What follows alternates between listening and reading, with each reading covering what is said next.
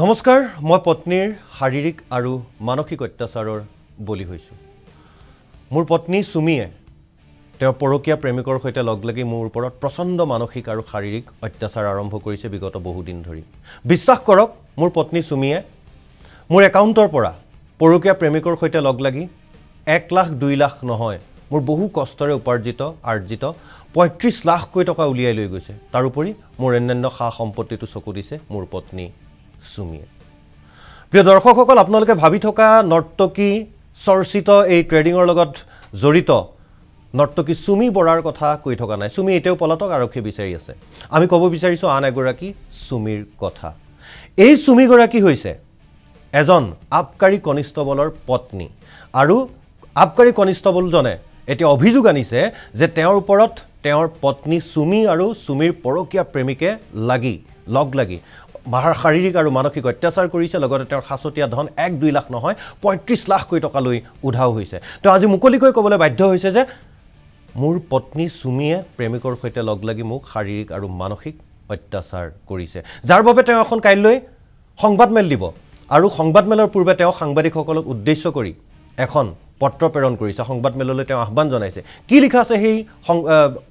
বাৰ্তাটোত press বাৰ্তাটোত বা সাংবাদিকলৈ লিখা চিঠিখনত হেতু মই পঢ়ি শুনাব বিচাৰিছো উৎপল কলিতা নামৰ এই ৰাজ্য চৰকাৰৰ আবকাৰী বিভাগৰ কনিষ্টবলজনে লিখিছে যে সংবাদমেললৈ আমন্ত্ৰণ প্ৰতি সাংবাদিক বন্ধুসকল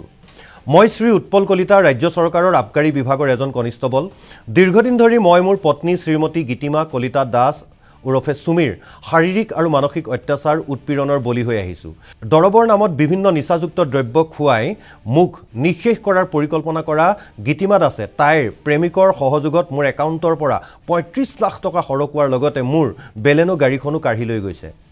এইগৰাকী চলনাময়ী নাৰীৰ বিভিন্ন কৰ্মকলাপৰ সম্পৰ্কে সকলো তথ্য ৰাজহুৱা কৰাৰ মানসেৰে অহা 9 ছেপ্টেম্বৰ অৰ্থাৎ সোমবাৰে পুৱা 11 বজাত গুৱাহাটী প্ৰেছ ক্লাবত মই এখনি সংবাদমেলৰ আয়োজন কৰিছো আশা কৰো উক্ত সভাত আপোনাসব উপস্থিত থাকি মোৰ এই কৰুণ কাহিনী প্ৰচাৰ কৰি মোক ন্যায় প্ৰদানৰ ক্ষেত্ৰত সহায় কৰিব ইতি আপোনাসবৰ বিশ্বাসী উৎপল কলিতা বৈকুণ্ঠনগৰ নুনমাটি গুৱাহাটী আৰু তেওঁৰ ফোন নম্বৰটো দিছে চাবলৈ গ'লে এটো এটা বৰ বিশেষ ডাঙৰ খবৰ নহয় কিন্তু গুৰুত্বপূৰ্ণ এটো কাৰণে এয়া হৈছে গাৰ্হস্থ হিংসা আমাৰ মানুহৰ বহুতৰে ধাৰণা হয় যে গাৰ্হস্থ হিংসা মানে কেৱল পুৰুষে নাৰীৰ ওপৰত কৰা অত্যাচাৰ আৰু নিৰ্যাতন তেনে হোৱাটো তেনেদৰে ভবাটো স্বাভাৱিক কাৰণ আমি বিভিন্ন সময়ত সংবাদ মাধ্যমত যিবিলাক বাতৰি সম্প্ৰচাৰ কৰো বা থানাত যিবিলাক কেছ ৰেজিষ্টাৰ হয় তাৰ ওপৰত তদন্ত হয় বা এনেকুৱা ধৰণৰ ওপৰত এই বিষয়বিলাক যেতিয়া কোৰ্ট কাছাৰী পাইগৈ তেতিয়া এটা কথা স্পষ্ট হৈ পৰে যে খৰকভাগে হয়তো 99% বা তাতকৈও বেছি 99.99% এনেকুৱা ধৰণৰ কেছে হৈ পৰে সাধাৰণতে কি হয় গাৰ্হস্থ হিংসাত পুৰুষে নাৰীক অত্যাচাৰ কৰাটো কিন্তু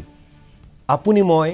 নেভাবা কিছুমান ঘটনা ঘটি থাকে সেয়া হৈছে নাৰীৰ দ্বাৰাও কিন্তু বহু ক্ষেত্ৰত পুৰুষ নিৰ্যাতিত হয় আৰু গাৰ্হস্থ হিংসাত আক্ৰান্ত হ'ব লগা হয় পুৰুষ এই কথাখিনি কোৱাৰ উদ্দেশ্যটো মোৰ এইটো নহয় যে এই যিগৰাকী উৎপল কলিতা নামৰ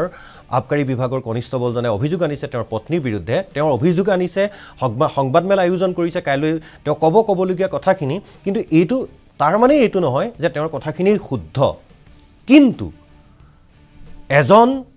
পুৰুষে আজি গাৰ্হস্থ হিংসাৰ বলি হৈছো বুলি যে ক'বলগীয়া হৈছে এইটো এটা অত্যন্ত গুৰুত্বপূৰ্ণ বিষয় কাৰণ বহু মানুহৰ ধাৰণা যে গাৰ্হস্থ হিংসা মানে কেৱল মাত্ৰ পুৰুষে নাৰীক নিৰ্যাতন কৰে কিন্তু নাৰীও যে কেতিয়াবা পুৰুষ নিৰ্যাতন কৰিব পাৰে পুৰুষো যে গাৰ্হস্থ হিংসাত আক্ৰান্ত হ'ব পাৰে নিৰ্যাতিত হ'ব পাৰে সেই ধাৰণাটো বহুতৰে নাই বা আছে যদি খুব কম সংখ্যকৰ মানুহৰহে আছে আমি এতিয়া উৎপল কলিতাৰ দুখৰ সমভাগী হ'ব বিচৰা নাই বা উৎপল কলিতাই তেওঁৰ পত্নীৰ বিৰুদ্ধে সুমিৰ বিৰুদ্ধে যি অভিযোগ আনিছে সুমিৰ প্ৰেমিক আছে বুলি কৈছে পৰকীয়া প্ৰেমিক সেই প্ৰেমিক আছে নে নাই বা আছে যদি কিমান দূৰ সঁচা মিছা কেনেকুৱা ধৰণৰ তেওঁৰ ওপৰত শাৰীৰিক মানসিক অত্যাচাৰ চলে সেই সম্পৰ্কে আমি এতিয়াই কোনো ধৰণৰ কথা ক'ব বিচৰা নাই কাইলৈ স্পষ্ট হ'ব তেওঁৰ কথাত হয়তো সাংবাদিকসকলে সংবাদ মাধ্যমে তেওঁৰ যিগৰাকী পত্নী সুমিৰো হয়তো ভাষ্য ল'ব পৰৱৰ্তী সময়ত কিন্তু এটো এটা অত্যন্ত উদ্বেগজনক বিষয় যে আমাৰ সমাজত গাৰ্হস্থ হিংসা বাঢ়িছে পূৰ্বতে দেখা গৈছিল কেৱল পুৰুষে নাৰীক অত্যাচাৰ কৰে কিন্তু আজিকালি ক্ৰমান্বয়ে তাৰ বিপৰীতো হ'বলৈ লৈছে যে নাৰীও পুৰুষক অত্যাচাৰ কৰিবলৈ লৈছে আৰু গাৰ্হস্থ হিংসাত আক্ৰান্ত হৈছে পুৰুষ নাৰী সকলো যেটো আমাৰ সমাজখনৰ বাবে এটা পৰিয়ালৰ বাবে অত্যন্ত উদ্বেগজনক অত্যন্ত এটা চিন্তনীয় খবৰ আসলতে এনেকুৱা ধৰণৰ গাৰ্হস্থ হিংসা হোৱাটো একেবাৰে অনুচিত যাৰ ফলত এখন ঘৰ শেষ হৈ যায় তাৰ প্ৰভাৱ পৰে সমাজৰ অন্যান্য দিশবিলাকতো। ধন্যবাদ।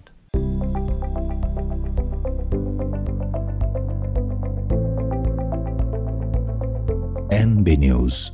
সহজ সৰল ভাষাত নৱভাৰতৰ কথা।